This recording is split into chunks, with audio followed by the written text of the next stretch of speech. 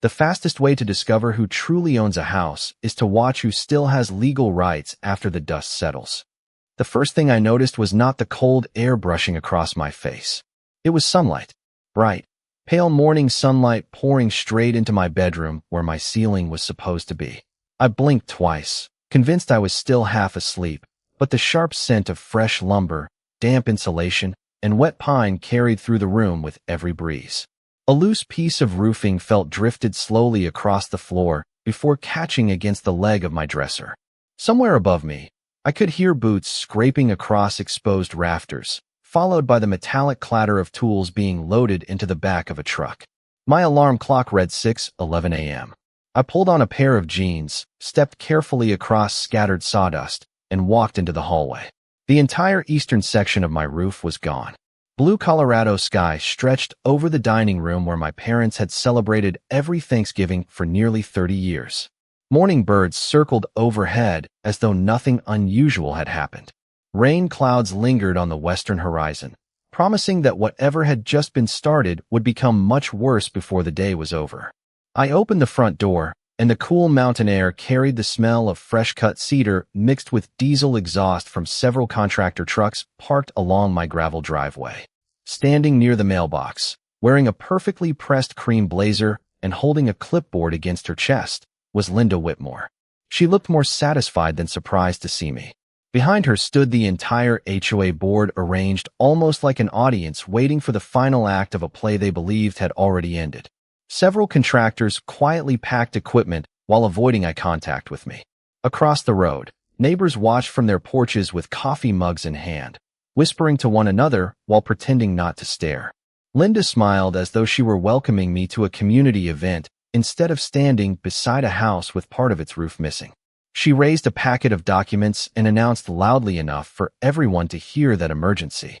Compliance work had been necessary because my property allegedly failed newly adopted architectural standards. Before I could answer, she informed me that the Homeowners Association had approved a special assessment totaling $238,000 to complete mandatory repairs and recover associated costs. The number echoed through the quiet morning like it belonged in someone else's life. $238,000. She expected shock. She expected panic.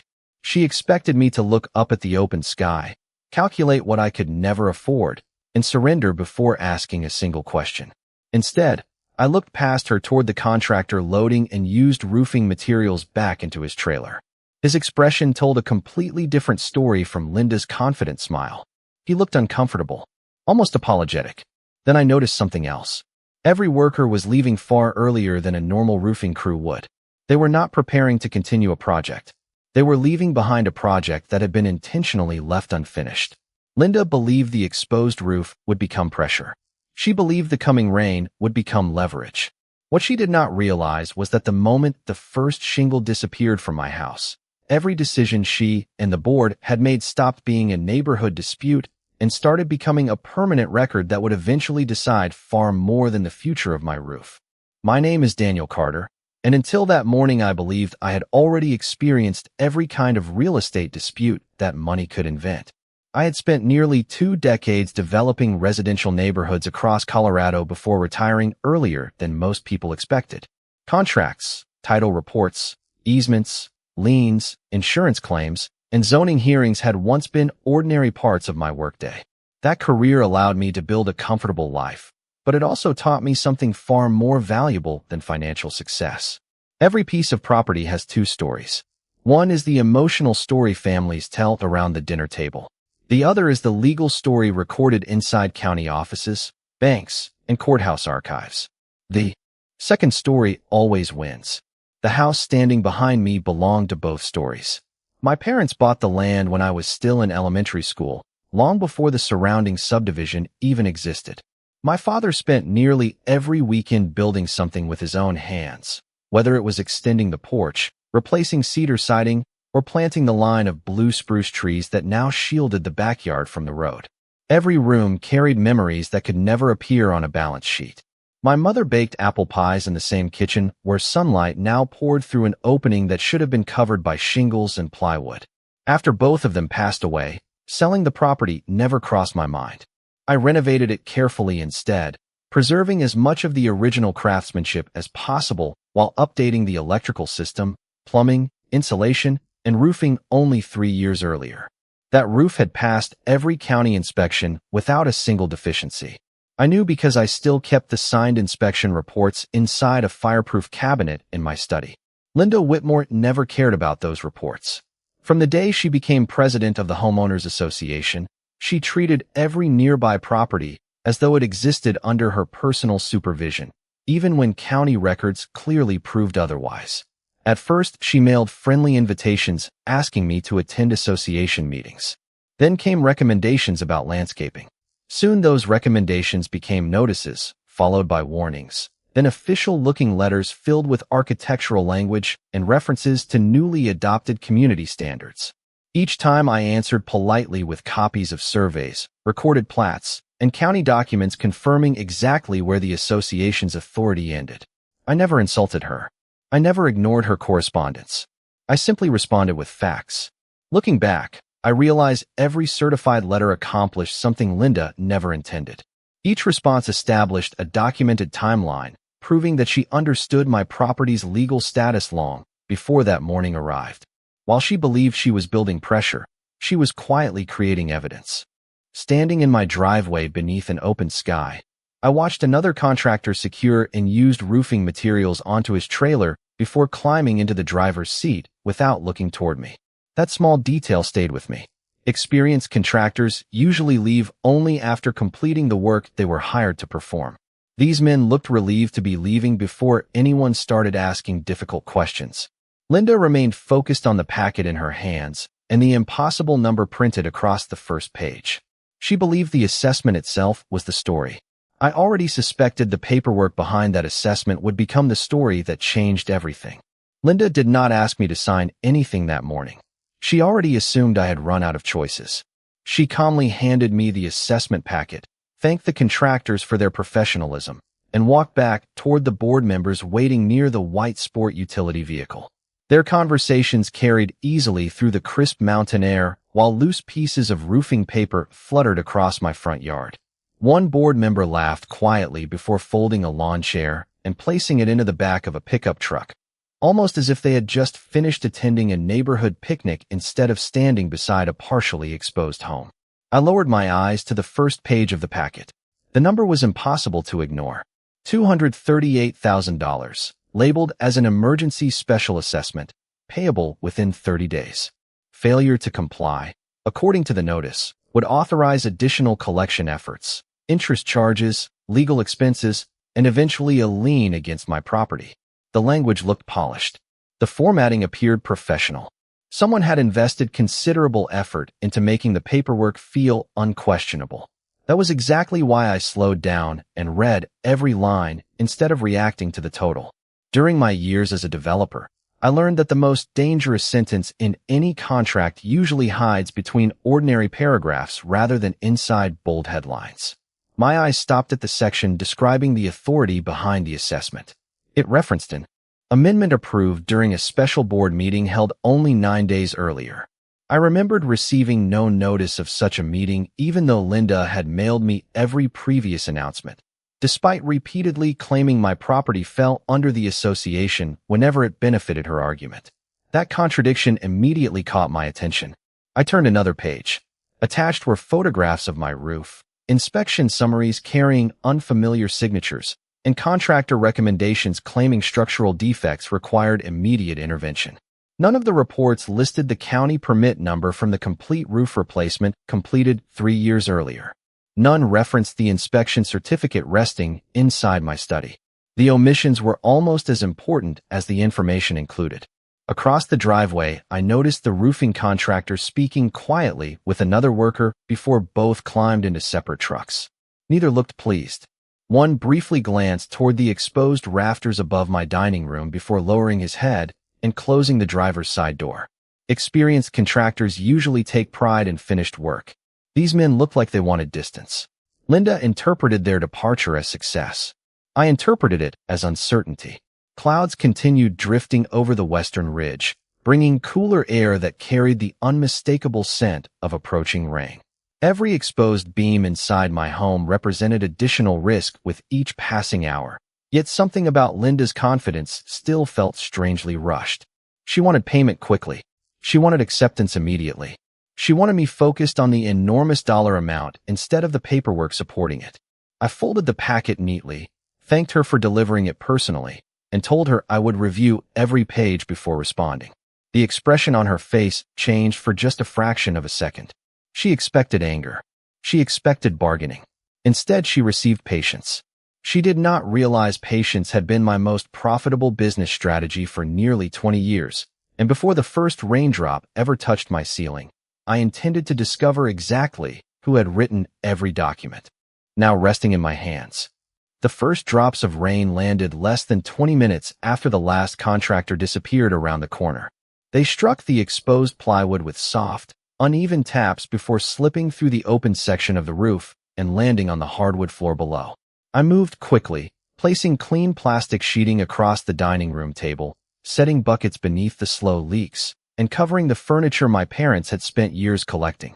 The smell of wet cedar mixed with fresh rain filled the house, while distant thunder rolled across the mountains. None of this looked accidental. If the project had truly been an emergency repair, no professional crew would have driven away, leaving a home exposed with a storm moving in from the west. That single decision bothered me more than the assessment itself. Once everything inside the house was protected as well as I could manage, I carried the packet into my study and unlocked the fireproof cabinet beside the bookshelf. Inside were decades of records organized exactly the same way I had managed every development project throughout my career. County permits occupied one binder. Building inspections filled another. Insurance policies, contractor invoices, engineering reports, title documents, and recorded plats each had their own labeled section. I placed Linda's packet beside the original roofing contract completed 3 years earlier and began comparing every page line by line. The differences appeared almost immediately. The contractor license number printed on the inspection summary did not match the company listed on the recommendation letter. The photographs included inside the packet showed roof sections from angles that could only have been taken while someone was already standing above the house.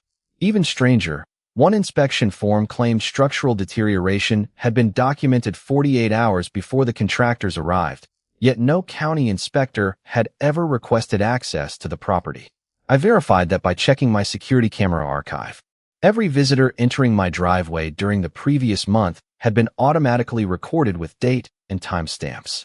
There was no inspection vehicle, no engineer, no county official, only routine deliveries, neighbors, and eventually the contractor trucks that arrived before sunrise. That discovery shifted my thinking completely. I stopped viewing the assessment as the beginning of the problem. It had become the final step in a plan that had started weeks earlier. My phone rang just before noon. The caller identified himself as the claims representative from my homeowner's insurance company. His calm voice surprised me because I had not contacted them yet. He explained that someone had already notified the insurer about emergency construction activity at my address and wanted to confirm whether the reported work had been authorized by the homeowner. I answered with one word: no. A brief silence followed before he politely requested copies of every document I possessed, including photographs taken that morning. I agreed immediately.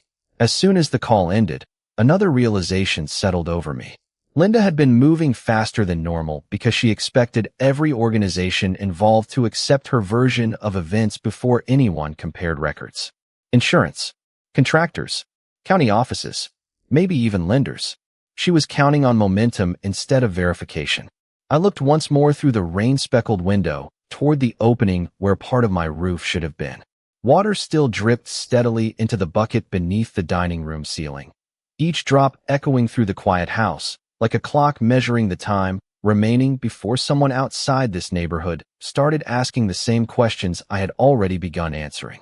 By early afternoon, the rain had settled into a steady rhythm, each drop striking the temporary plastic covering with a hollow sound that echoed through the dining room. I had emptied the collection buckets twice already, yet I felt strangely calm. Panic had never solved a property dispute, and experience had taught me that the first person to lose patience usually surrendered the strongest position.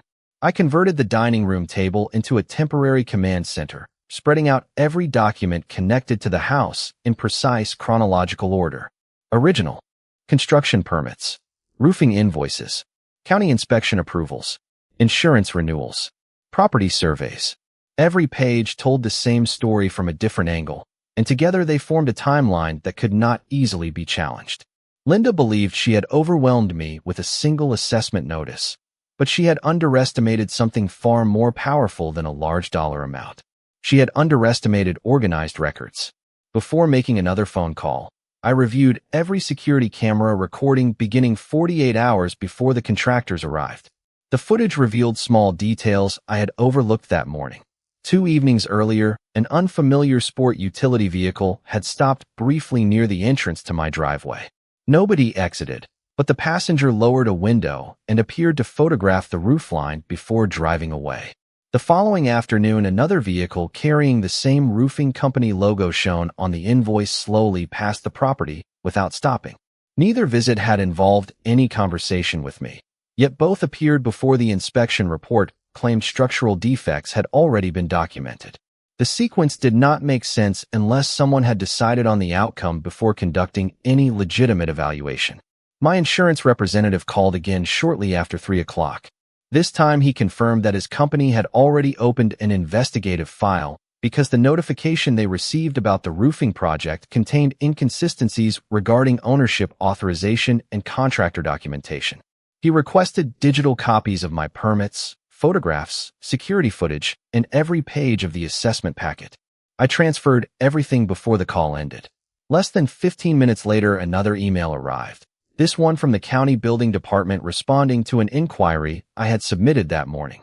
According to their records, no demolition permit, emergency authorization, or active roofing permit had been issued for my address within the previous 30 days. I read that sentence twice before saving the email into a new folder labeled Timeline. The picture was becoming clearer with every document I collected. Linda had invested enormous effort creating paperwork that looked official, yet she appeared to have ignored the independent records maintained by organizations outside the Homeowners Association. Those records could not be rewritten after the fact. They existed before the first contractor parked in my driveway, and would continue existing long after the assessment notice became another exhibit inside a growing file. As evening approached, the rain finally slowed to a light drizzle, and pale sunlight slipped through the opening above the dining room, illuminating the water droplets still clinging to the exposed rafters. I looked upward for a moment, not with frustration, but with certainty. The missing section of my roof would eventually be repaired. That part was temporary. What mattered now was understanding every decision that had led to this point, because somewhere inside those decisions was the mistake that would transform an impossible demand into undeniable evidence, and I had no intention of overlooking it. The next morning, the house smelled of damp cedar, fresh coffee, and clean paper. The rain had finally stopped, leaving thin ribbons of sunlight streaming through the temporary covering stretched beneath the exposed section of the roof. Water no longer dripped into the buckets, but the silence inside the house felt different now. It was no longer the silence of uncertainty. It was the silence that arrives when scattered pieces finally begin fitting together. I carried every binder from the dining room table into my study and opened the large county plat map across the desk. Beside it sat my laptop displaying property ownership records, mortgage filings, and publicly available documents connected to the Homeowners Association.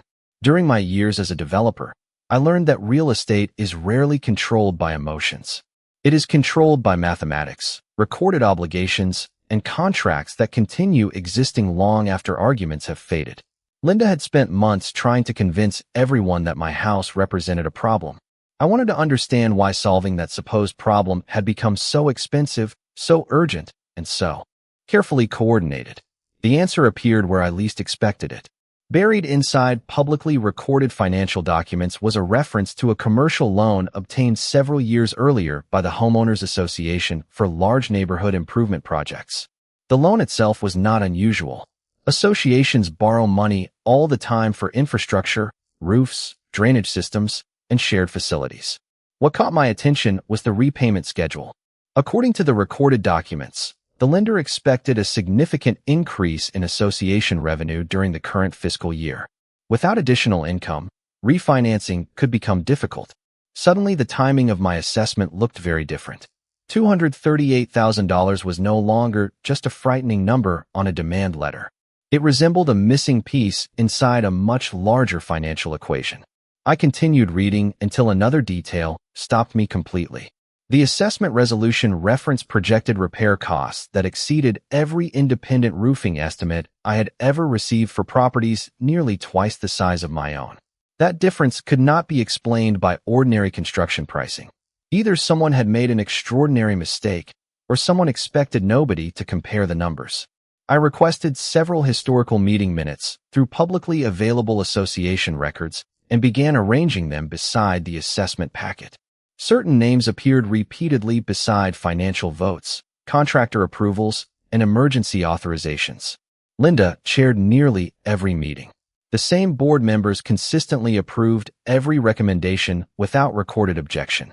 None of this proved wrongdoing by itself, but it established something equally valuable. Decisions had been concentrated within a remarkably small group. Meanwhile, another email arrived from the insurance investigator confirming receipt of my documents. He thanked me for organizing everything chronologically because it allowed his team to compare independent records against the notification already submitted on behalf of the roofing project. That sentence made me smile for the first time since sunlight entered my bedroom through an opening that should never have existed. Independent records. That was the phrase Linda had underestimated from the beginning. She believed paperwork created authority. She forgot that every bank, insurer, county office, title company, and lender maintained records of their own. None of those organizations relied upon homeowners association opinions. They relied upon verifiable facts. I closed the final binder just as evening sunlight illuminated the repaired plastic covering above the dining room. My roof was still incomplete, but the investigation no longer centered on damaged shingles. It centered on financial decisions that reached far beyond my house, and for the first time I realized the greatest risk no longer belonged to me. It belonged to everyone who had signed their names, believing nobody would ever examine the documents closely enough to understand what they truly revealed. 3 days later, my temporary roof covering remained in place, but everything else had begun moving in directions Linda never anticipated. The insurance investigator called early that morning with a tone noticeably different from our previous conversations. He explained that his team had finished comparing the documents submitted by the Homeowners Association with the county records, contractor permits, and the material I had provided. Several inconsistencies required additional review, and because of those discrepancies, the claim connected to the roofing work had been placed under formal investigation rather than routine processing. He could not discuss details, but he thanked me again for maintaining complete records. As soon as the call ended, another message appeared in my inbox from the county building department confirming that they had opened their own administrative review regarding unpermitted construction activity at my address. Neither organization knew about the other's investigation. They had reached similar questions independently. That mattered. Independent conclusions carry far more weight than coordinated accusations. I spent the afternoon organizing every response into chronological order, adding timestamps, delivery confirmations, certified mail receipts, and copies of every email Linda had ever sent me. The growing file no longer resembled a disagreement between neighbors. It looked like a carefully documented timeline assembled by people who had never intended to create evidence, but had done exactly that. Meanwhile, the neighborhood began changing in subtle ways. Neighbors who had quietly avoided eye contact for months started slowing their evening walks near my driveway. A retired accountant from 2 houses away stopped to ask whether my roof would be repaired before the next storm.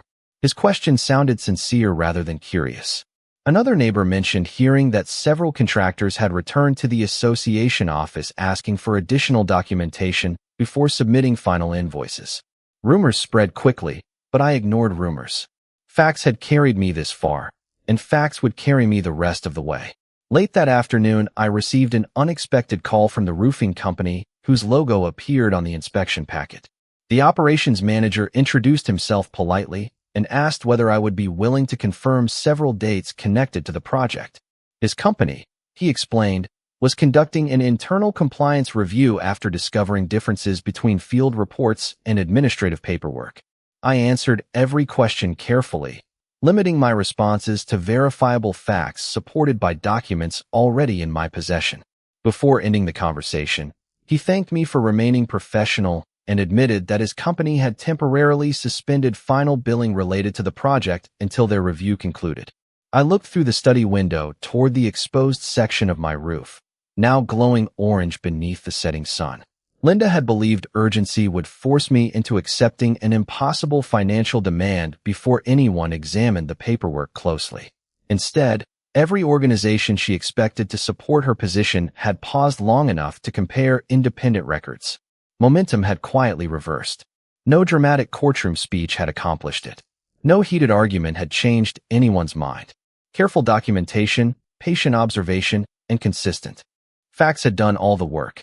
For the first time since that strange morning began beneath an open sky, I realized I was no longer reacting to someone else's strategy. The investigation had developed its own direction, driven entirely by records that existed long before anyone thought to question them. And every new document arriving in my mailbox seemed to point toward the same unavoidable conclusion that someone on the board had mistaken confidence for ownership and paperwork for proof. The following week brought something Linda had never planned for. Silence. Not the confident silence she had worn while handing me the assessment packet, but the uneasy silence that follows when every phone call begins with another request for documents instead of another promise of support.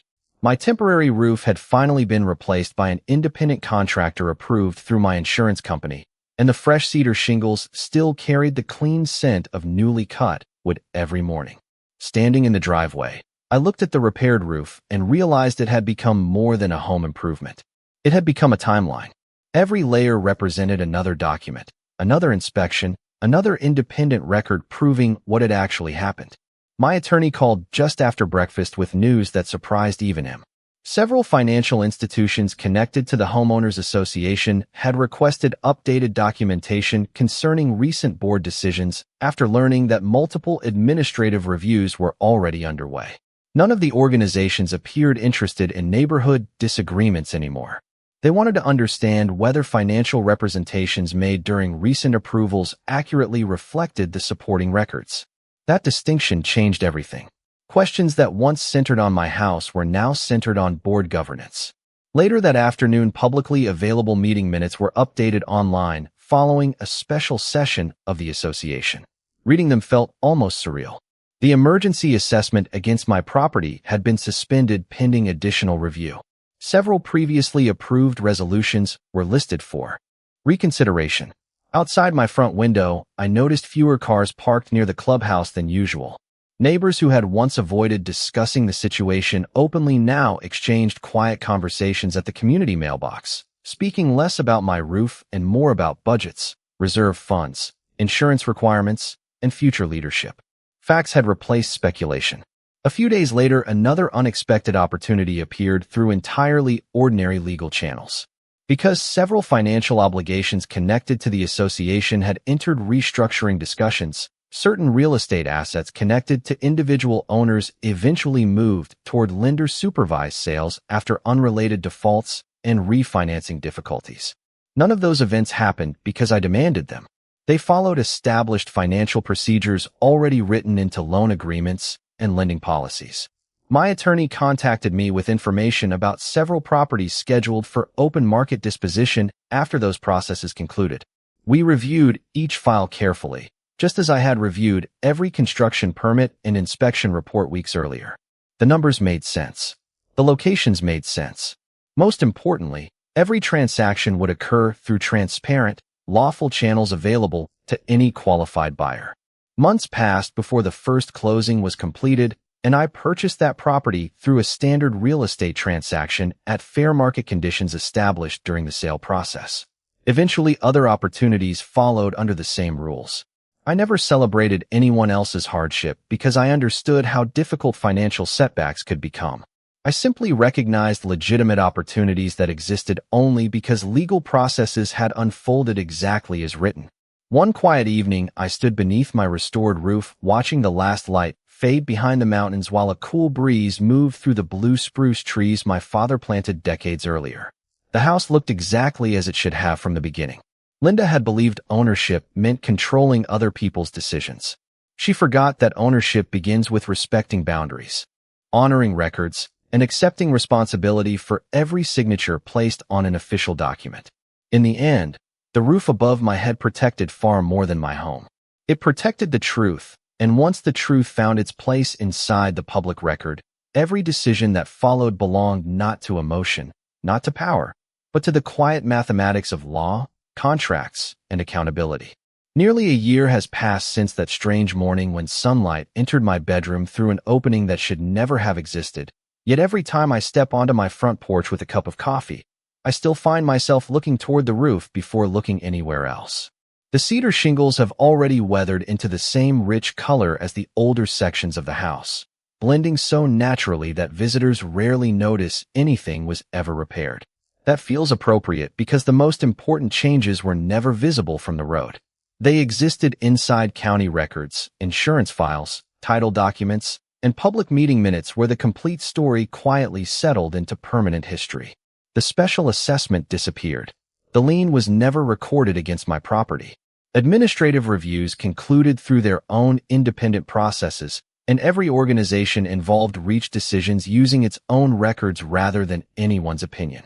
Over time, the Homeowners Association elected new leadership, adopted stronger oversight procedures, and required independent verification before approving major construction projects or extraordinary financial actions. Those reforms benefited every homeowner in the neighborhood, including people who had never spoken to me before everything happened. As for the former board members, life continued according to ordinary financial realities. Several properties eventually changed ownership through lawful transactions connected to lender-supervised sales, refinancing outcomes, or open market opportunities that followed established legal procedures. My attorney monitored those listings just as he would for any real estate investor. And when certain homes became available through transparent public processes, I purchased a handful of them after careful due diligence because the numbers made long-term business sense. I never acquired anyone's home through revenge. I acquired legally available properties through the same rules that govern every legitimate real estate transaction in America. The irony was impossible to ignore. The people who believed they understood ownership better than anyone else had underestimated the very system they relied upon. Ownership is never established by confidence, loud meetings, or expensive letterhead. It is established by recorded deeds, enforceable contracts, accurate disclosures, and respect for boundaries. Every time I unlock the front door, I pass the framed inspection certificate from the repaired roof hanging inside the hallway beside a photograph of my parents smiling on this very porch decades earlier. Their home still stands exactly where they left it, protected not because I shouted the loudest, but because I took the time to understand every document before signing another page. Sometimes neighbors stop while walking their dogs and ask whether the entire experience was worth the months of uncertainty. I always give the same answer.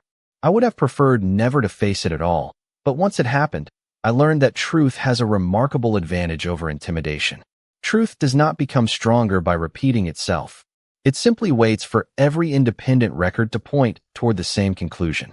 I take one last sip of coffee, listen to the wind moving through the blue spruce trees my father planted, and watch the evening sunlight settle across a roof that once seemed impossible to save. People often believe property is protected by walls, locks, and shingles. My experience taught me something different. A house lasts because integrity outlives pressure, records outlive rumors, and real ownership belongs to the person willing to protect both the home and the truth with equal patience. Thank you for watching this story. If Daniel Carter's patience, careful attention to every document, and unwavering belief that the truth always leaves a paper trail inspired you, please take a moment to like this video, share it with friends who enjoy compelling legal dramas and real stories where knowledge defeats intimidation, and do not forget to subscribe to the channel for more unforgettable HOA conflicts, property rights battles, and inspiring stories of real-life justice. Turn on the notification bell so you never miss our next story about hidden records, overlooked evidence, and ordinary people who protect what is right by staying calm when everyone else expects them to panic.